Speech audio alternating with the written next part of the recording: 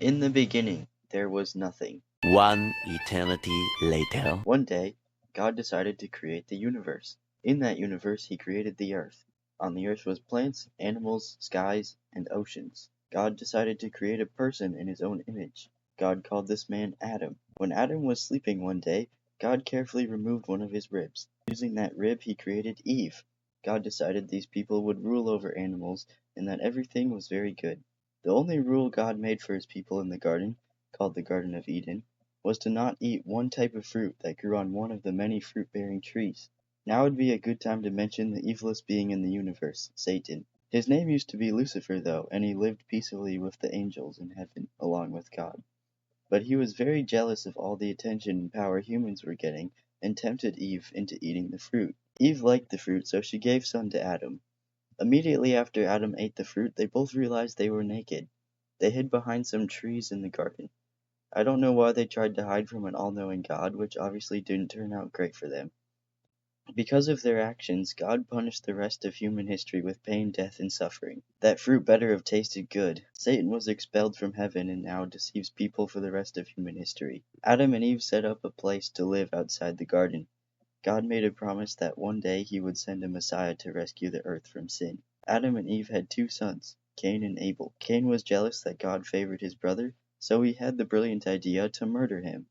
God banished Cain but promised to protect him. Adam and Eve had another son named Seth. One of Seth's descendants was named Noah. Noah's times were very wicked. Angels saw that human women were very beautiful, so they left heaven to marry them. Their children were giants, and these angels became the fallen angels. Oh, and there was also murder and stuff going on. God commanded Noah to build a giant boat so he could flood the whole earth and destroy all evil. When the boat was finished, a pair of all animals entered the ark. And on February 16th, negative 2348, the whole earth flooded. Noah and his family were on the ark for 5 months before finally stepping foot on dry land. God created the rainbow to symbolize a covenant with all of mankind not to destroy them again, and that he will always be there for us. I wish it still had the same meaning. Noah had 3 sons, and his middle child, Ham, decided to have a child with his mother. This child was named Canaan, and God cursed him. The people of Earth wanted to build a giant tower to make a name for themselves and reach the heavens. God didn't want them to finish this tower, so he threw them all over Earth and made sure that they spoke a different language. Shem, Noah's firstborn, had a descendant named Abram. Abram knew his wife Sarai was beautiful, so he pretended to be her brother while entering Egypt so he didn't get murdered. One of Abram's messengers informed him that his nephew Lot had been kidnapped. He traveled all the way north of Damascus to rescue him. It was here that God promised Abram his descendants would be like the stars in the sky, and changed his name to Abraham. After hearing this, Sarah, Sarai's new name, gave Abraham her servant Hagar as a wife because she thought she was too old for childbirth. But Sarah was abusive towards Hagar, so she fled to the desert. The angel of the Lord found her by a spring and told her to go back to Sarah. I'm not going to draw this part, but God ordered all the males to be circumcised, so they did that.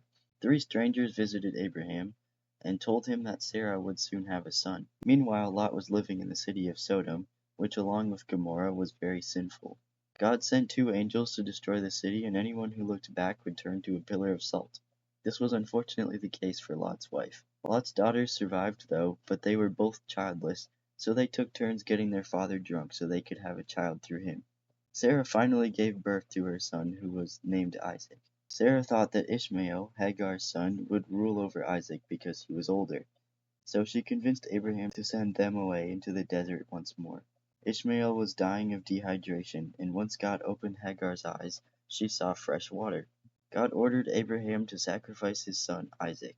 Abraham was about to do so when the angel of the Lord stopped him and gave him a goat instead. When Sarah died, Abraham bought a field and buried her in a cave on that field. Isaac decided to marry his cousin's daughter named Rebekah. Then Abraham died, so Isaac and Ishmael buried their father in the same cave as Sarah. Isaac had 2 sons, Jacob and Esau. Isaac was now old and could barely see, so he wanted to give his blessing to Esau. Rebekah, however, favored Jacob and told him to take the blessing since Isaac could hardly see. But Esau was a hairy man, so Jacob wore a fur coat so Isaac wouldn't notice. When Esau heard this, he was furious with Jacob, and Jacob had to leave. Jacob met his cousin Rachel and wanted to marry her. Her father Laban only agreed to it if he worked on his land for 7 years. When he finally got to marry Rachel, it was dark outside. When he woke up, it turned out to be Rachel's older and less beautiful sister Leah. In order for Jacob to marry Rachel, he had to work another 7 years. This led to a lot of drama between the sisters. Leah bore Jacob 3 sons, but Rachel wasn't able to give birth, so she gave Jacob her servant Bilhah as a wife to give him 2 more sons, and now Leah wasn't able to give birth anymore, so she gave Jacob her servant Zilpah to give him 2 more sons, but then Leah was able to give birth again and gave him 2 more sons and a daughter, and finally Rachel was able to give birth and bore him a son named Joseph, who was the obvious favorite child. But then Jacob overheard Laban's sons spreading lies about Jacob to their father, so Jacob and his family fled Laban, who chased them. But they learned Esau was also heading towards them with 400 men. That night Jacob saw a mysterious man. They started wrestling each other, and Jacob had him pinned on the ground and wouldn't let go unless he blessed him. The man blessed him and said his new name was Israel. Jacob was in shock. Firstly, he had just had a wrestling match with God and won. Secondly, he had been spared even after all his wrongdoings. He looked up, Esau was there with 400 men. Luckily, Esau was overjoyed to see his brother again. Some random guy named Shechem saw Dinah, Jacob's only daughter, and did something terrible. He tried to make a deal with the brothers so he could marry her, but the brothers must have had their fingers crossed because 3 days later, Simeon and Levi entered his city and killed every man there. Obviously what they did was bad, but at least they were sticking up for their sister. Rachel ended up dying, giving birth to her last son, Benjamin. Joseph was the obvious favorite, and his brothers were jealous. They plotted to kill him, but big brother Reuben shoots down the idea. Instead, they sold him, and Judah stained his jacket with blood to fake his death. Judah went on to marry the daughter of Shua and had 3 sons. His oldest, married Tamar. Was a wicked man, so God put him to death. I won't be saying what Onan did, but you can read it in Genesis chapter 38, verses 8 to 10. After Onan died, Judah sent Tamar away. I won't tell the story either, sorry. When Judah found out his old daughter-in-law was pregnant and had his staff and goat, he realized his mistake. Tamar gave birth to twins. Meanwhile, Joseph had been granted everything Potiphar, Pharaoh's high-ranking official, owned. Potiphar's wife really liked him, but Joseph resisted her. Potiphar's wife told Potiphar her own version of the story, which got Joseph thrown into prison. Joseph was able to explain 2 people's dreams while in prison, which allowed him to decipher Pharaoh's dream and predicted a famine. So before the famine happened, the Egyptians stored tons of food to prepare. During the famine, Joseph's brothers, not recognizing him, came back to ask for food. Joseph made them bring Benjamin so he knew that he was okay. Then his servants filled all of the brothers' sacks with food. Joseph couldn't take it anymore, so he revealed himself to his brothers, and they brought Jacob to Egypt to see him. Joseph chose 5 of his brothers to convince Pharaoh to let them live in Egypt. When Jacob was about to die, he gathered all his sons for their blessings. They would become the 12 tribes of Israel. When Jacob died, Joseph was very upset, and before he died, he made sure to let his brothers know that there was no hard feelings about selling him.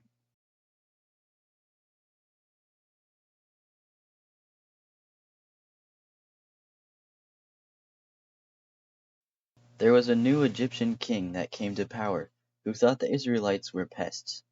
So the Egyptians made them slaves. The Egyptians worked them ruthlessly and made them make bricks and work in the fields.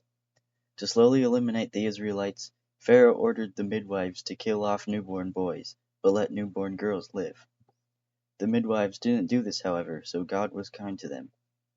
Pharaoh changed his order and now wants every Hebrew boy that is born to be thrown into the Nile River. 2 Levites gave birth to a son. The child's mother made him a basket and hid it in the reeds of the Nile. Pharaoh's daughter found this basket, and the child's sister was watching nearby. Pharaoh's daughter wanted a Hebrew woman to care for the child, so the child's sister brought the child's mother to care for him. When he grew up, he became Pharaoh's daughter's son. She named him Moses. Moses was watching his people work one day and saw an Egyptian beating a slave. Moses killed the Egyptian and buried him in the sand. The next day, He saw 2 Hebrews fighting. He asked why, and one responded, "Do you want to kill me like you killed that Egyptian?" Moses' bad deed was now known, and Pharaoh tried to kill him, but he fled. He stayed at a man named Reuel's house, who gave Moses his granddaughter, Zipporah, to marry. The king of Egypt died, and the Israelites cried out to God, who felt bad for them. While Moses was tending to livestock, the angel of the Lord lit a nearby bush on fire. He went to look at this strange bush, which was on fire, but didn't burn. God talked to him through the bush, and told him to take off his shoes. God told him that he had heard the cries of the Israelites and wanted to free them, promising the Holy Land, a land that flowed with milk and honey. He told Moses to perform signs to prove the existence of God to Pharaoh. But Moses was too scared, so God had to convince him to do it with his brother Aaron. So Moses talked to Pharaoh to let their people go, but Pharaoh just made them work harder, because now they have to harvest the straw for the bricks. Moses and Aaron went to Pharaoh. Aaron threw his staff on the floor, turning it into a snake. Pharaoh's sorcerers were able to do the same thing, but Aaron's snake ate all of the other snakes. God then sentenced plagues of blood, frogs, gnats, flies, plague on livestock, boils, hail, locusts, darkness, and finally, he killed every firstborn of every family who didn't put a perfect lamb's blood around their door. After all of this, Pharaoh finally agreed to let the Israelites go. Pharaoh immediately changed his mind because he was so hard-hearted and sent an army to chase after them. The Israelites were trapped behind the Red Sea, so God created smoke to distract the army, while Moses used his staff to split the Red Sea for them to safely cross, closing it again to swallow Pharaoh's soldiers. The Israelites were now stranded in the desert and didn't have food. God provided a rice-like food called manna and a lot of quail. But now they needed water, so Moses took a rock and broke it open with his staff, creating water. Suddenly the Amalekites attacked their camp. Moses told them that as long as he kept his hands raised, they would be winning the battle. But soon Moses grew tired, so Aaron and Joshua, an important man from Israel, held Moses' hands up in the air so they could remain winning the battle. Moses sent his wife, Zipporah, back home to her father. She returned with him shortly after. Jethro, Zipporah's father, advised creating judges to help Moses with settling disputes. Moses did this by choosing capable men from each tribe. They camped in front of Mount Sinai. People who touched the mountain before the ram horn sounded were stoned to death. God descended dramatically to the mountain with loud trumpet blasts. God called Moses up to the mountain. The other people were too scared to go up there, so God told Moses to bring Aaron up there. God gave Moses the 10 Commandments to write on stones. No idols. Don't make yourself an image of God. Don't misuse his name. Remember the Sabbath day. Honor your mother and father. No murder. No adultery. No stealing. No false testimonies about your neighbor. And don't covet anything your neighbor owns.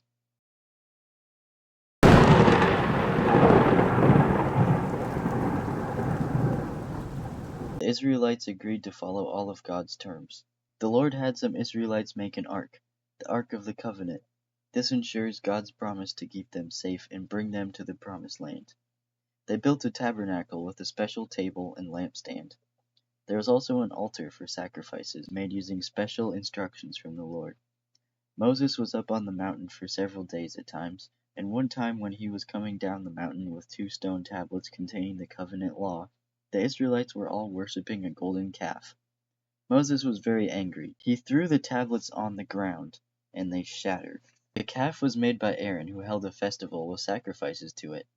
Moses convinced God not to destroy them, but they all suffered a plague. God then told them to continue without him because they might make him so angry that he just straight up kills them all. God had Moses make 2 new stone tablets, just like the first 2. When Moses came down from the mountain, his face was glowing. The people were frightened, so Moses put a veil over his face. As the Israelites finished building the tabernacle, Moses inspected it. He placed the fancy lampstand and the table inside the tabernacle. The cloud settled on the tent of meeting, and whenever it lifted is when they set out for the next part of their journey. They were led by a cloud by day and by a pillar of fire by night.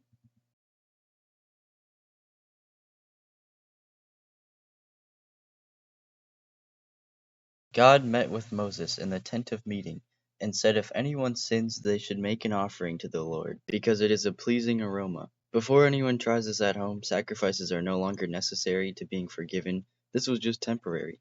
Aaron and his sons were ordained so that they were able to perform the sin offering. Aaron and his sons did this sin offering themselves as part of their ministry. This involved slaughtering a calf at an altar. Aaron's sons Nadab and Abihu,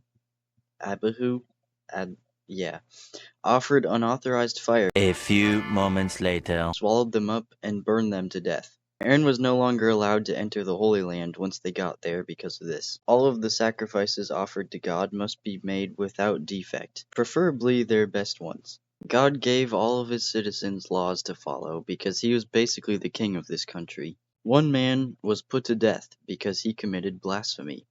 Moses wrote down all of these laws in his book. The Lord told Moses to take a census of every tribe except Levi, because they were in charge of the tabernacle and law. God told everyone where they would be camping in the Holy Land. God then reinstated his laws, telling everyone that if they broke them, they would be banished. Anyone who was sick of a disease was sent outside the camp to keep the camp clean. If someone wants to become a Nazirite, they shouldn't cut their hair, eat anything with grapes, or go near a dead body. The Israelites held a 12-day festival, where each day one of the leaders would bring a sacrifice. They made 7 gold lampstands. When the day of the Passover came, many Israelites couldn't celebrate because there had been a dead body that made them unclean. The cloud would sit over the tabernacle when they should remain camped, and lifted when they should move. God told Moses to make 2 silver trumpets. If both were sounded, the whole community met. If just one was sounded, the leaders would meet. The cloud lifted, and the Israelites finally left Sinai. The Israelites were angry at the Lord, because they didn't trust his plan. God burned the outskirts of the camp, consuming many people. The Israelites were then growing tired of eating manna, so God sent them some quail. Moses called the elders to the tent, and God put the Spirit on them. 2 men, Eldad and Medad, were upset they didn't get invited, and started prophesying in the camp. Joshua told Moses to stop them, but Moses said no, because he wished that everyone would have the Spirit. While the Israelites did get their quail, God was still angry with them and plagued them, killing everyone who craved other food. Miriam and Aaron opposed Moses for marrying a Cushite. Now Moses was a very humble man, more humble than anyone else in the face of the earth. Wait, didn't Moses write this? The Lord explained to Aaron and Miriam that Moses was just very special. God talks to him like a friend, and without any riddle. Aaron turned toward Miriam and saw she now had a defiling skin disease. Moses cried out to the Lord to heal her, and he told them to send her outside the camp for 7 days. Then she could come back. 1 week later. After she returned, the Israelites went to explore Canaan. The leaders of the tribes returned, saying, "The land is flowing of milk and honey, but there are very powerful cities they need to conquer." That night the whole Israelite community rebelled against Moses and Aaron, who fell face down in front of the whole community. Joshua and Caleb came forward and tore their clothes, saying the land they explored was exceedingly good. If God was pleased with them, they can have it all for themselves. God wanted to kill them all, but Moses once again had to convince them. God did, however, say that no one who had fled Egypt would get to see the promised land. The men who explored the land and gave a bad report were killed by a plague. A man was found gathering wood on the Sabbath day. They brought him to Moses, who kept him in custody.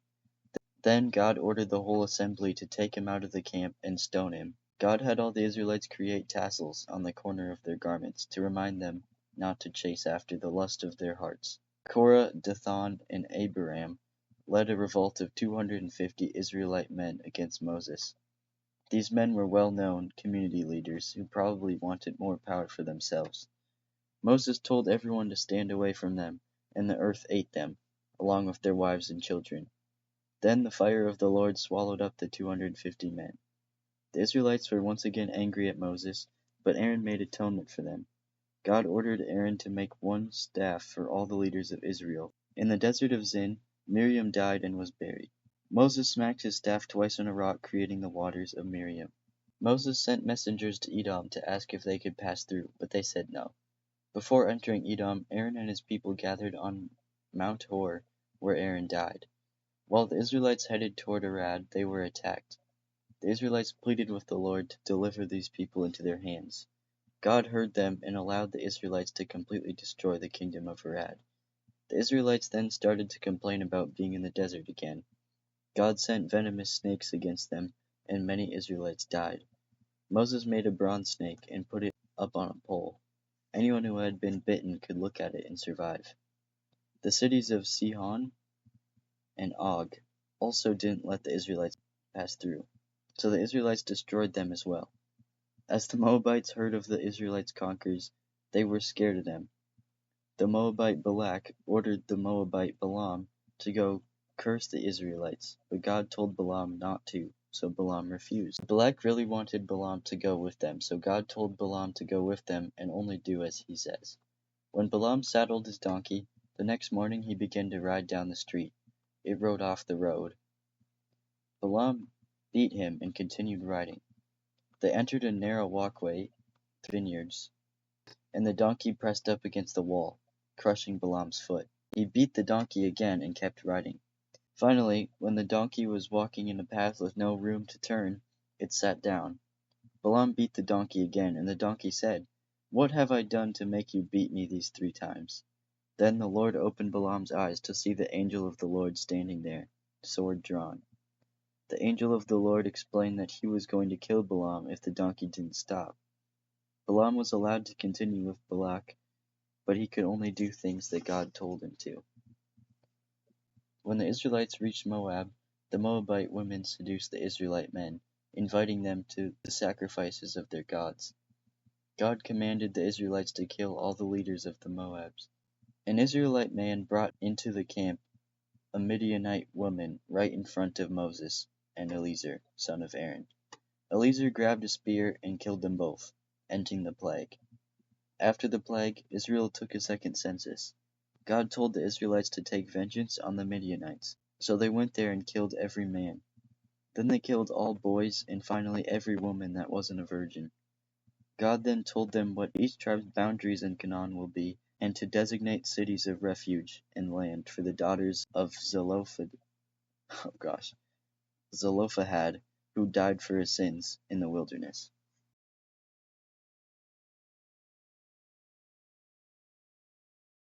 The Israelites moved from Horeb to the hill country of the Amorites. They sent spies into the land who told everyone how great the land is. But the Israelites were unwilling to enter the land. They went back to wandering in the wilderness. They passed by the land God had given to Esau's descendants. Then they passed by the land of the descendants of Lot. Sihon didn't let the Israelites through the Heshbon kingdom, however, so God wanted to give them over to the Israelites. At the battle of Jahaz, the Israelites defeated the Heshbonites. Not one town in Heshbon was too strong for the Israelites. Og, king of Bashan, sent his army in response to this. God told the Israelites not to be afraid, and they easily defeated them. They destroyed all 60 of Bashan's cities. The Israelites divided up the land of Og. Moses pleaded with God to let him see the promised land, but God told him no, and not to bring it up again. God then reinforced his laws to the Israelites. Moses set aside certain cities as refuge for people who have accidentally sinned. Moses then reminded them of the 10 Commandments and the other laws God has instructed to Moses. God told them that they must completely destroy everyone living in the promised land. No treaties, no mercy, nothing. God then told them to never forget him.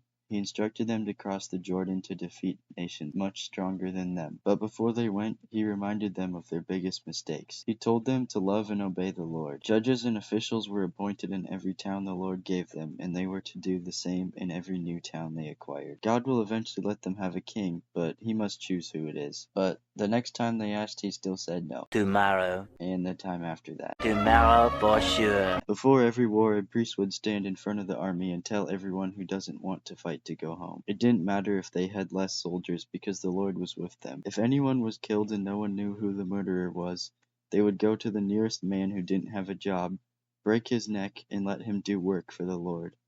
If any Israelite man wanted to marry a captive woman, they had to let her live with him while she mourned her parents before marrying her. If a man had 2 wives, he wasn't allowed to give the firstborn rights to his favorite wife's oldest, if his non-favorite wife had an older son. If anyone had a rebellious son, he was stoned to death. If anyone saw their neighbor needing help on the side of the road, they must help them. Women can't wear men's clothes and vice versa. Put a wall around your roof so if someone falls off, you won't feel guilty. And don't plow with an ox and a donkey yoked together. If there is any marriage violation, there was a really high chance someone was going to be stoned to death. Moses told them to put a stone on each side of the Jordan once they have crossed. When Moses was 120 years old, he stepped down as leader, handing it off to Joshua, Moses sang the Israelites a song, blessed each tribe, and went to the top of Mount Nebo to die. With that, the prophet closest to God had died. God buried Moses, never to be discovered by anyone.